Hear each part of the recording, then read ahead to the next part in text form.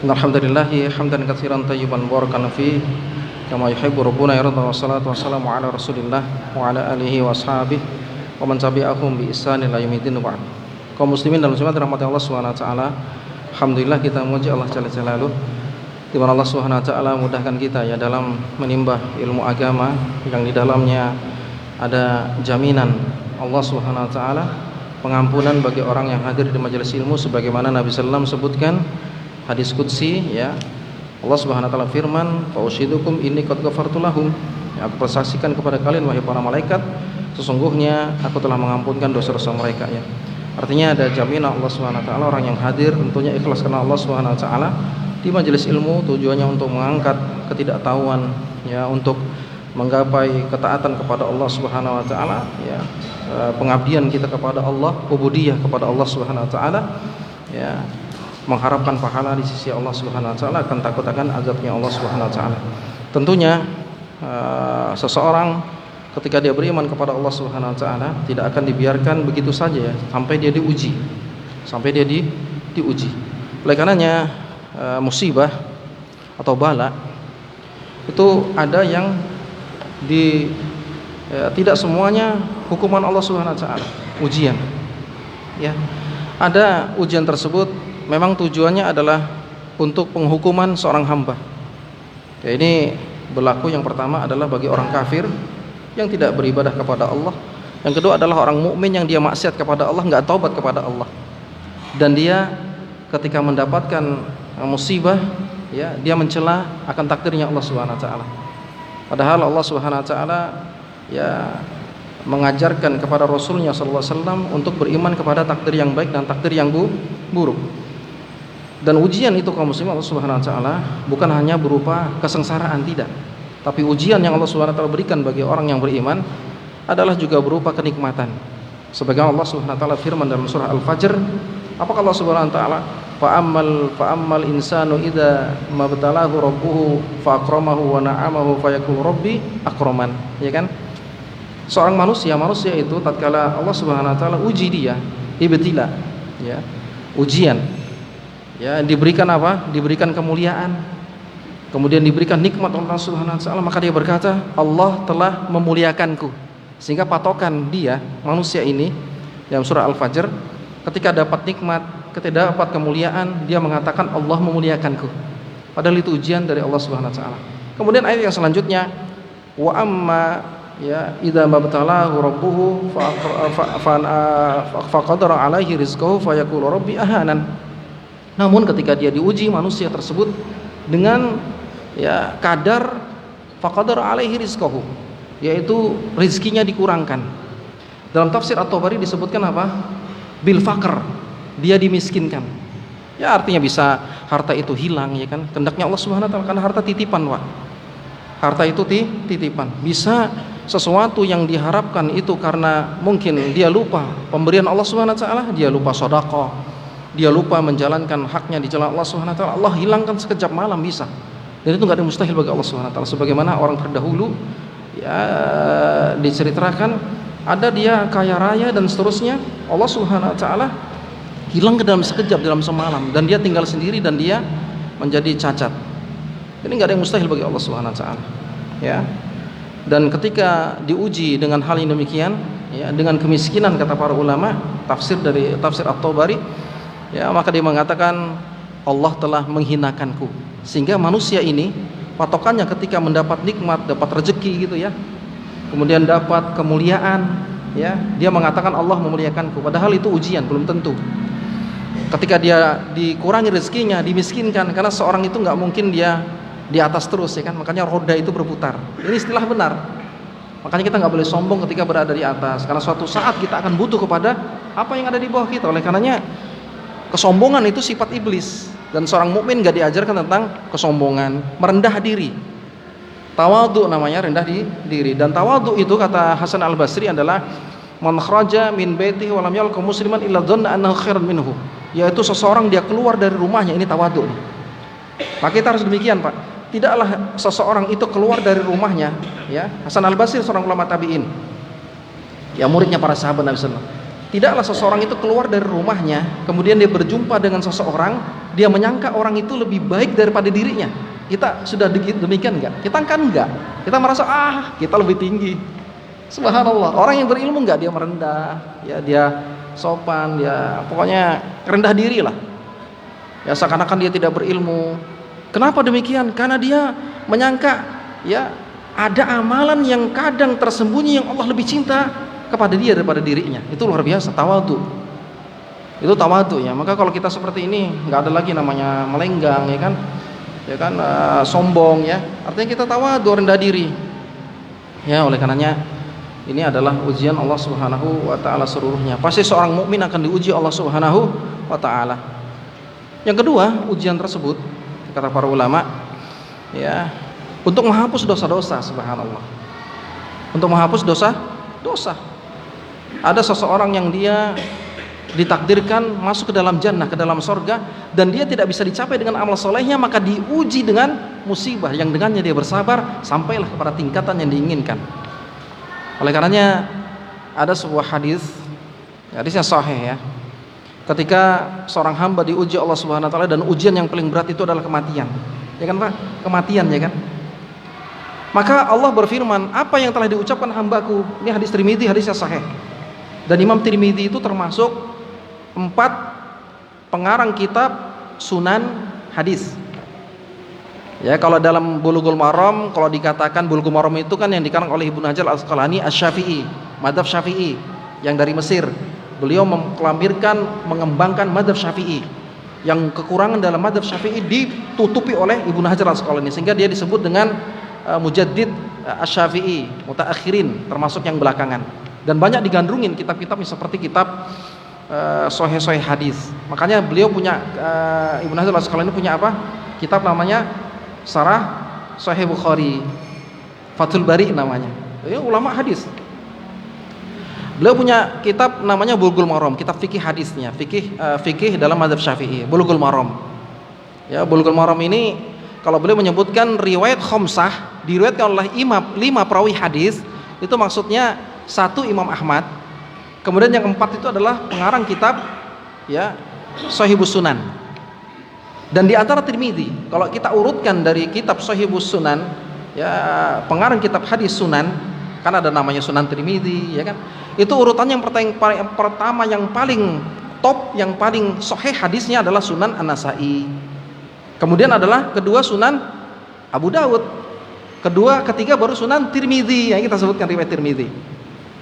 Gitu ya. Yang ketiga baru Sunan Ibnu Majah. Ini urutan sahihnya. Kalau yang pertama adalah Al-Bukhari ya. Kalau kita sebutkan Bukhari, Muslim itu tingkatan hadis yang paling sahih. Dalam periwayatan hadis, dalam sanad-sanadnya hadis, dalam ilmu riwayah wa dirayah, ilmu rijal-rijal hadis. Nah, ini riwayat Tirmidzi. Hadisnya sahih. Wa qala hadisun hasanun sahih. Ketika seorang hamba diuji Allah Subhanahu wa taala, dan ujian yang paling berat adalah kematiannya. Kematian. Ya, kematian, ditinggal mati anaknya, ya kan? Itu berat, ya. Maka Allah berfirman, apa yang telah diucapkan oleh hambaku. Maka dia fahamida, dia memujimu ya Allah, wastarja'ada. Kemudian dia mengucapkan innalillahi wa inna ilaihi raji'un. Sehingga ketika seorang kena musibah, dia mengucapkan dulu pertama memuji Allah, alhamdulillah ala kulli halin, ya kan? Hadisnya Nabi sallallahu alaihi wasallam demikian. Kalau didapatkan satu takdir yang tidak disukai, maka qadarullah ma syaa fa'ala, alhamdulillah ya ala kulli halin. Kemudian baru dia istirja, innalillahi wa inna ilaihi raji'un. Maka Allah Subhanahu wa taala firman, ubnu li abdi baitan fil jannah wa sammuhu baital hamdi.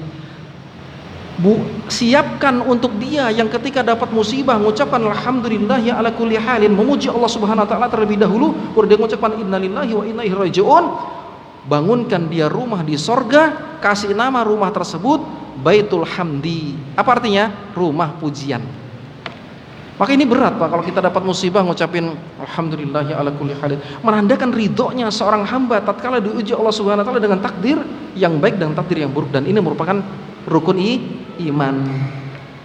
Ini kita dapatkan dari pengajaran kitab hadis yang ditinggalkan oleh kaum muslimin, ya, yang bersumber dari Al-Quran dan Sunnah Nabi SAW, yang Allah membebankan risalah ini lengkap sempurna kepada Rasulnya Sallallahu Alaihi Wasallam, yang banyak ditinggalkan kitab-kitab hadis tersebut yang diwariskan oleh para ulama. Allah menjaga agama ini, Al-Quran Allah jaga, dan Allah juga jaga wahyu yang kedua, hadis Nabi SAW yang sahih.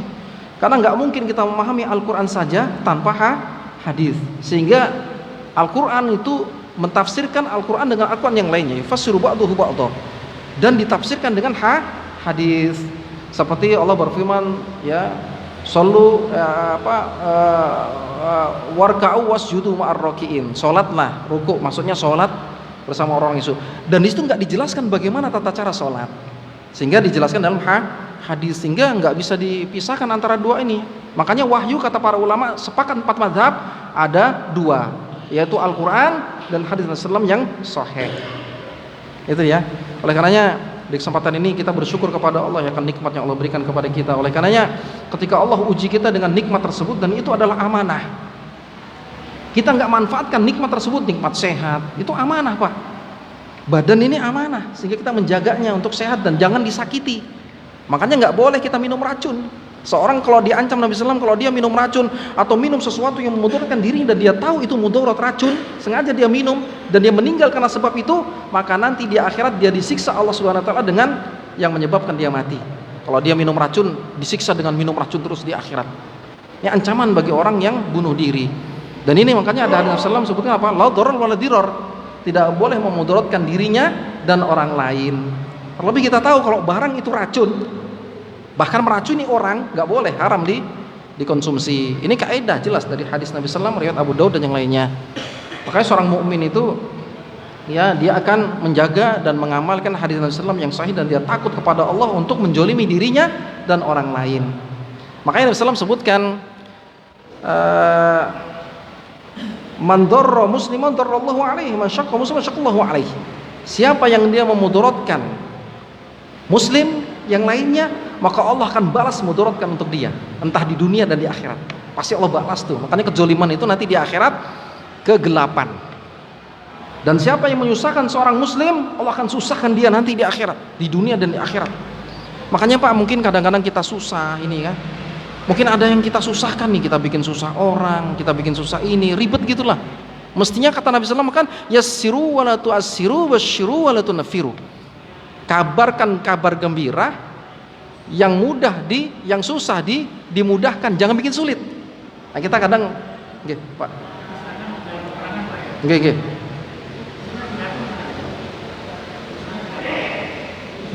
Nggih. Perang antara kaum muslimin. Ketika perang ini nggak ada namanya kasih sayang, nggak ada. Makanya ketika perang, kecuali kalau dia mengucapkan la ilaha illallah, nggak boleh dibunuh. Meskipun dia berbohong dan kita menghukumi dengan lisannya. Tapi kalau dia sudah jatuh, dibunuh kalau dalam kaum muslimin. Kalau tidak, dia akan bunuh kita. Makanya sama kayak kaidah tidak tega itu nggak berlaku pada kondisi seperti potong ayam. Nggak tega ya nggak potong ayam Pak. Potong sapi ada ilmu nggak tega, wah nggak potong sapi itu, ditanduk antum. Jadi gitu ya. Ini ada kaidah-kaidah yang ada pada tempatnya. Dan itu bukan kejoliman. Dan itu bukan kejoliman karena perintah Allah Subhanahu wa taala. Oke, kasih Pak nggih. Ya Pak Udin, jazakallahu khairan. Udin. Itu diantaranya kaum muslimin Subhanahu wa taala. Maka siapa yang dia menyusahkan kaum muslimin, Allah akan susahkan urusannya dia. Oleh karenanya dalam hadis yang mulia ini, hadis yang dikeluarkan oleh Imam Muslim, ya, dikeluarkan oleh Imam Muslim, ya, wa an Abi Hurairah radhiyallahu anhu, dari Abu Hurairah radhiyallahu anhu, yang nama aslinya beliau adalah Abdurrahman bin Sakhr ad-Dausi.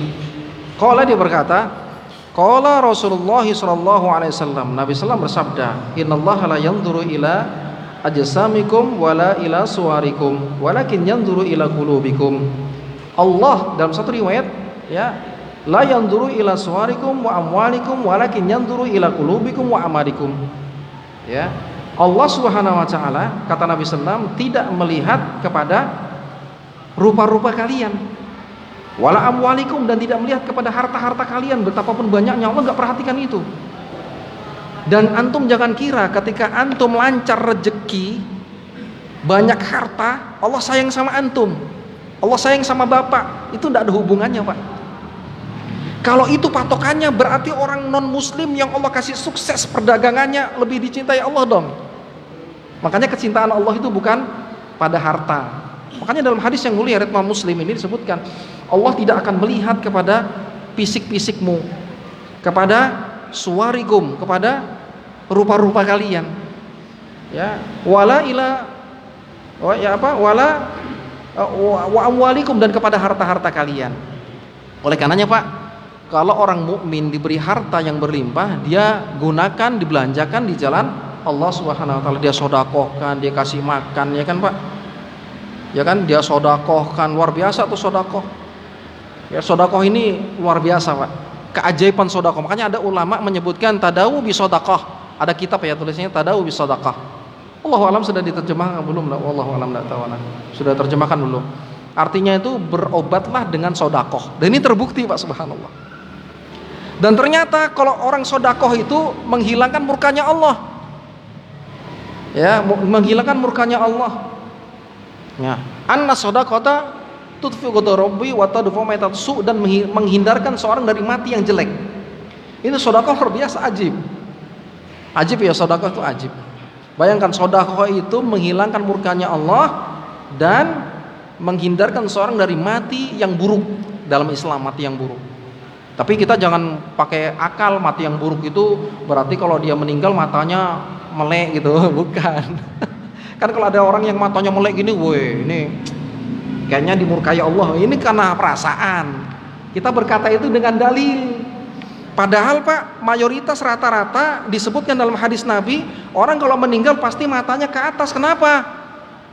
Nabi SAW sebutkan, innar ruha idza qubida tabi'ahul basar, rawahu Muslim. Ruh itu kalau dicabut maka mata mengikutin, dan dicabut ruhnya itu dari atas kepala kalau orang mukmin. Dicabut, makanya melek gini. Oh, itu jangan dibilang, wah ini punya ilmu hitam nih. Waduh, kita enggak berilmu. Maka tata caranya menutupnya seperti biasa, ditekan dengan baik gitu ya. Saya pernah ngurus jenazah ya. Ya kayak gitu ya, ada teman dia rajin sholat juga, cuman kurang baca mungkin gitu ya. Wah, dia di depan samping saya dia ngomong, ini punya ilmu nih. Diam. Ini orang meninggal tuh Pak nggak boleh ngomong-ngomong macam-macam. Ada hadis Nabi SAW kan? Astagfirullah. Ada hadis Nabi SAW ya, idza ataitumul marid awil mayyit, jika kalian mendatangi ya si mayit, mendatangi si mayit atau mendatangi orang sakit, maka berkata-kata yang baik. Dan riwayat yang lain nggak boleh berkata-kata yang jelek. Kenapa? Fa innal malaikata yu'minuna ala ma taqulun, rawahu Muslim. Ini hadis sahih riwayat Muslim lagi. Derajat hadis yang paling tinggi setelah Bukhari. Kenapa tidak boleh berkata-kata yang jelek? Kita harus berkata-kata yang baik karena malaikat mengaminkan kata-katamu. Nah, ini kita harus berilmu nih. Kita jalankan hadis Nabi sehingga kalau karib kerabat kita kan yang meninggal kita bilang ini orang baik. Nanti jadi saksi Pak. Jadi jangan berkata-kata yang jelek Pak. Ini punya ilmu hitam. Ente ditanya tentang akhirat antum, ya, tentang kata-kata kita. Ini pentingnya orang berilmu. Makanya orang yang berilmu tidak sama dengan orang yang tidak berilmu. Ya, oleh karena kita menjadi orang berilmu. Bahkan dalam hadis yang sahih riwayat Tirmidzi dan yang lainnya, Ibnu Majah, Abu Daud, ketika Abu Darda ditanya oleh seseorang yang dia datang jauh-jauh untuk mencari hadis yang dia tahu, Abu Darda ini meriwayatkan hadis dari Nabi SAW, maka dia menempuh jalan jauh dari kota Madinah ke Damaskus, dari Qais bin Katsir pergi, dan dia berkata, wahai Abu Darda, inni ji'tuka min Madinati Rasulullah li haditsin balaghani annaka tuhaditsu an Rasulullah ya ma ji'tu li hajatin. Aku datang jauh-jauh nih dari kota Madinah. Aku mau dengar hadis dari Nabi, katanya engkau dengar hadis dari Nabi. Sampaikan hadis apa itu? Gitu dia. Maka dia berkata langsung Abu Darda ini, sami'tu Rasulullah sallallahu alaihi wasallam. Abu Darda sahabat Nabi ya. Aku dengar langsung Nabi sallallahu bersabda. Apa itu diantaranya? Keutamaan orang yang berilmu. Innal alim la yastaghfiru lahu man fis samawati wa man fil ardi hatta al-hitan fil ma. Orang yang berilmu itu termasuk orang yang menimbah ilmu agama, duduk di majelis ilmu, dan yang menyampaikan, dua-duanya dapat. Itu dimohonkan ampun sama siapa? Penduduk langit dan penduduk dunia, bumi, sampai ikan-ikan yang ada di lautan mohonkan ampun untuk dia Pak. Subhanallah, luar biasa nih. Makanya kita usahakan untuk hadir di majelis ilmu meskipun kita ngantuk, capek gitu ya. Karena di dalamnya banyak keutamaan luar biasa Pak. Dimohonkan ampun. Yang mohonkan ampun siapa? Oh ya, bukan orang-orang biasa, ini malaikat. Subhanallah. dan doanya malaikat mustajab.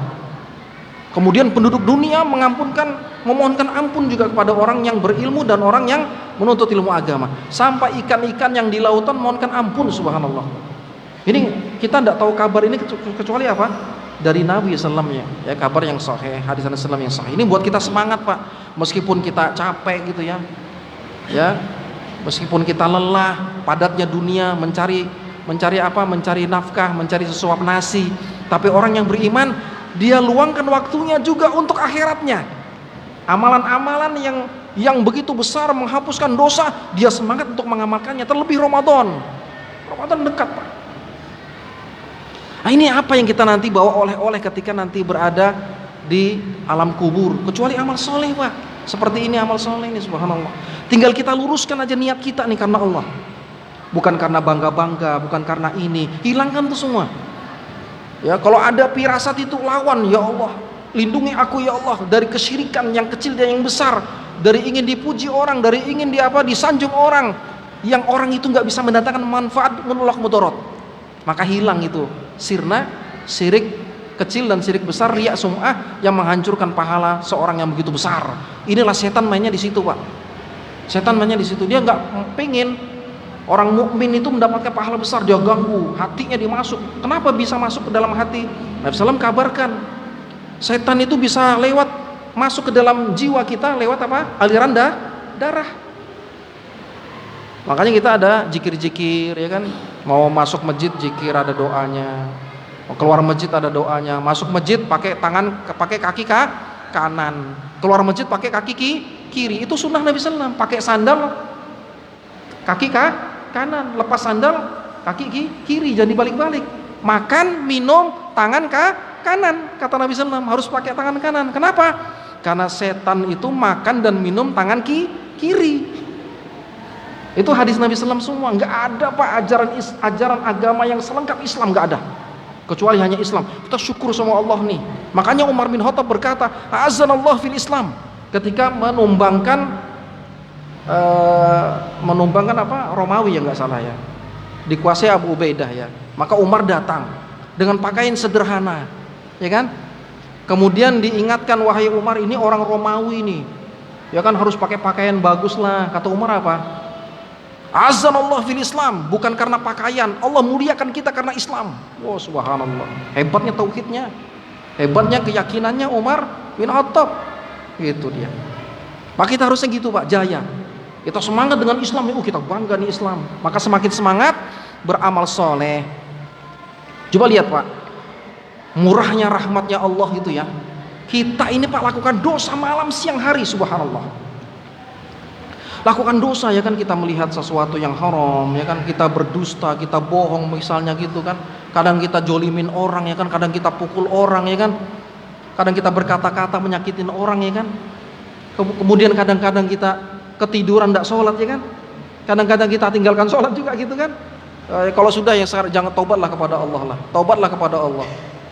Dosa apapun, Pak, dilakukan ketika dia penuhi syarat taubatnya 3. Dalam madzhab Syafi'i, Ibnu Katsir menyebutkan Asy-Syafi'i, syarat taubatnya kalau hubungannya dengan Allah ya, bukan manusia. Kalau hubungannya dengan manusia ada 4 nanti. Kalau hubungannya dengan Allah, contohnya dia ninggalin sholat, dia nggak puasa gitu ya. Maka syarat taubatnya ini 3, yaitu apa? Tinggalkan dosa itu segera. Kedua, janji tidak ngulangin. Ketiga, menyesal. Maka kata Nabi SAW, at-taibu minadz dzambi kamal la dzamba lahu. Siapa yang dia tobat penuhi syaratnya seperti ini, maka seakan-akan dia tidak memiliki dosa. Ya, tapi jangan ini jadikan senjata, Pak. Udahlah, bebaslah, tobat lagi seperti itu. Ya, jadi jatuh sampai kapan? Sampai mati, Pak. Tapi orang yang beriman, ya, orang yang betul keyakinan kepada Allah, dia enggak tamanna 'ala Allah. Maka tamanna 'ala Allah, ya, dalam hadis yang sahih, tamanna 'ala Allah, mengharapkan rahmatnya Allah agar dia ampuni dosanya sehingga dia bebas melenggang maksiat. Ini tercela dalam hadis ini. Wal ajizu, orang yang lemah, orang yang malas, orang yang lemah. Karena betapa banyak orang yang remehkan seperti ini, Pak. Nanti tobatlah, kita zina. Banyak yang mati dalam keadaan zina. Jangan remehkan. Maka bertakwa itu, Pak, ini kunci mutakin nih. Itu mutakun, ya. ya kan? Karena dia masjid mutakin dari mudhofun ilaih ya. Jadi masjid mutakin artinya masjidnya punya orang-orang mutakin yang bertakwa, gitu ya. Nah, takwa itu, Pak, itu dia takut melakukan sesuatu, Pak. Seperti dia berjalan di atas apa? Duri. Jadi hati-hati dia. Tidak bebas melenggang maksiat, enggak. Coba ya, kita perhatikan agar kita takut kepada Allah baik dalam sendiri kita gitu ya. Dalam sendiri kita. Cerita Nabi Adam alaihissalam. Kita sudah pernah ceritakan ya. Cerita Nabi Daud alaihissalam. Coba bagaimana Nabi Adam alaihissalam ketika diambil ruhnya, malaikat ya maut datang kepadanya, umurnya tinggal berapa? Tinggal berapa? Dia kasihkan sedekah 60 tahun ya untuk siapa? 40 tahun ya untuk Nabi Daud alaihissalam. Dan ketika datang malaikat, dia berkata, umurku 1000 tahun. 1000 tahun. Dia lupa kalau disedekahkan sebagian umurnya kepada anak cucunya Daud alaihissalam. Disuruh pulang malaikat tersebut. Dia lupa, maka lupalah semua umatnya, lupalah semua anak keturunannya. Maka kita suka lupa. Itu dia.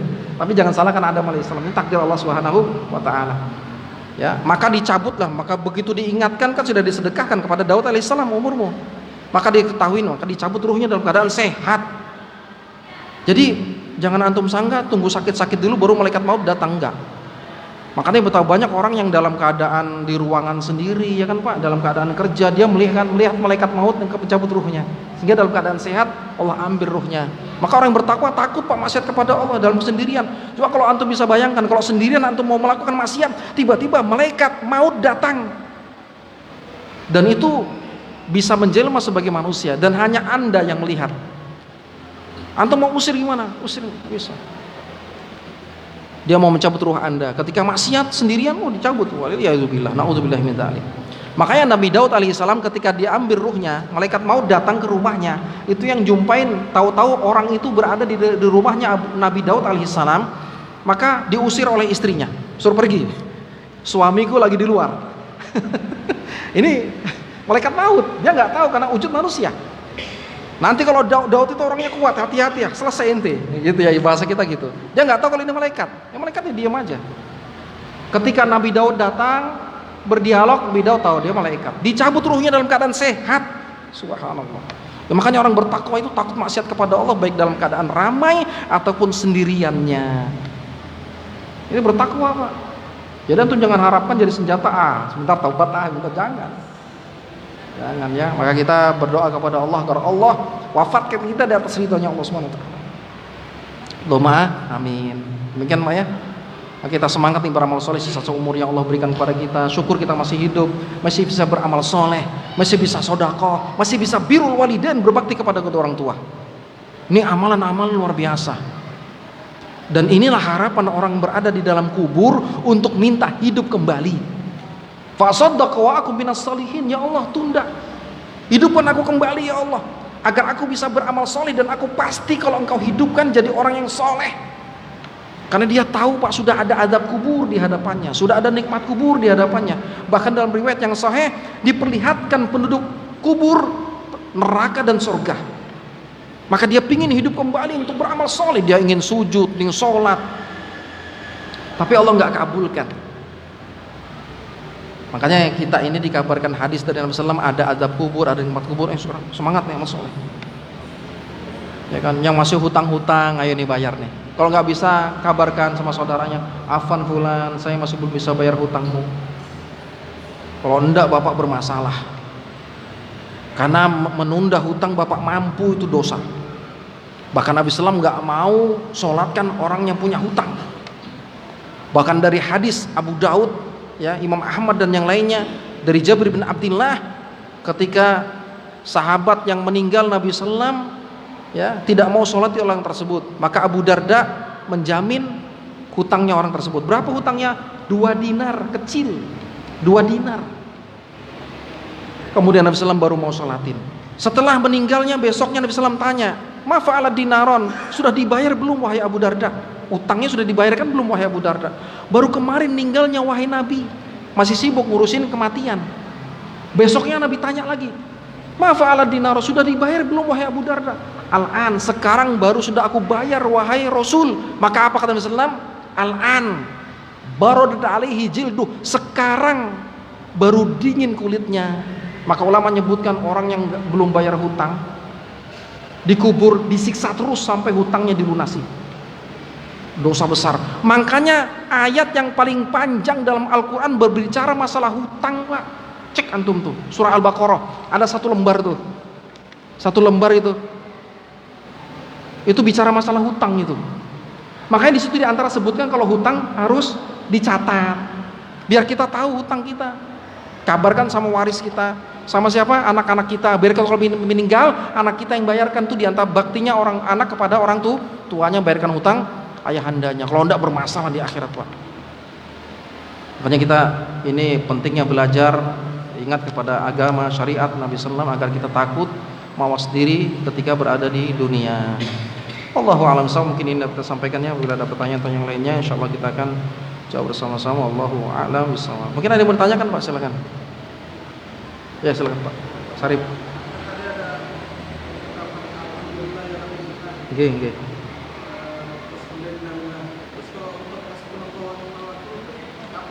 Iya, hasbunallahu wa ni'mal wakil. Ini juga kita dianjurkan untuk perbanyak berdoa ini ya, ketika terutama ketika dalam keadaan susah.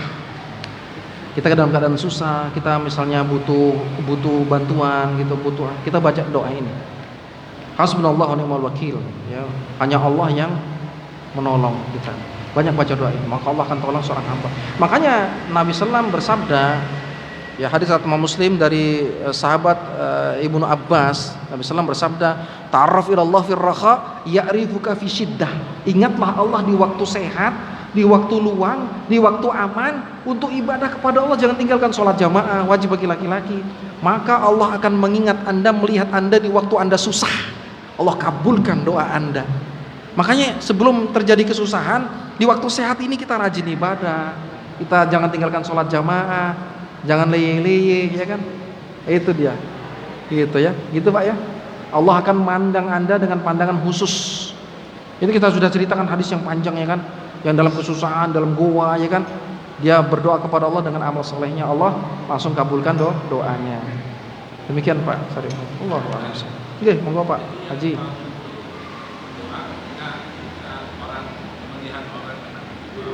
Oke.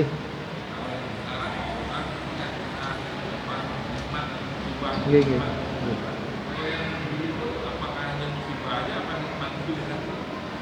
Iya, kalau doa agar Allah hindarkan dia, ya kan, dari musibah yang kita lihat, itu doa ketika musibah itu. Yang apa yang doanya kemarin itu? Alhamdulillahilladzi afani mimma btalaka bihi wa faddalani ala katsirin. Beliau hafal, subhanallah, sudah hafal beliau. Itu kalau melihat musibah aja. Ya, kalau melihat nikmat jangan, nanti kita nggak dapat nikmat itu. Jangan nikmat haji. Karena hadisnya man ro'a mubtalan, siapa yang melihat orang yang kena musibah. Jadi iya, kalau kita dapat musibah, ya kita ucapin alhamdulillah ya ala kulli hal wa inna lillahi wa inna ilaihi raji'un. Kalau kita dapat nikmat, alhamdulillahilladzi bi ni'matihi tatimmus shalihat, hadisnya demikian. Nikmat amal soleh sempurna. Alhamdulillahilladzi bi ni'matihi tatimmus shalihat. Itu kalau dapat nikmat, ya minimal alhamdulillah gitu ya. Kemudian sholat dan seterusnya. Iya. Alhamdulillahilladzi afani. Itu kalau melihat ya, misalnya siaran langsung, ya kan? Itu melihat. Maka kata Nabi sallallahu alaihi wasallam, la yusibuhu dzalikal bala. Dia tidak akan tertimpa musibah sebagaimana yang dia lihat. Itu jaminan Nabi, Pak. Ini hadis riwayat Muslim. Apa tadi doanya? Alhamdulillahilladzi afani mimma batalaka bihi wa faddalani ala katsirin mimman khalaqa tafdila. Itu kita hafalkan. Ya, kalau tidak hafal kita baca doa lah. Tapi kan itu musibah kadang-kadang kita lihat dadakan depan mata kan harus dihafal. Dihafal. Alhamdulillah ya, masya Allah. Demikian Pak Haji.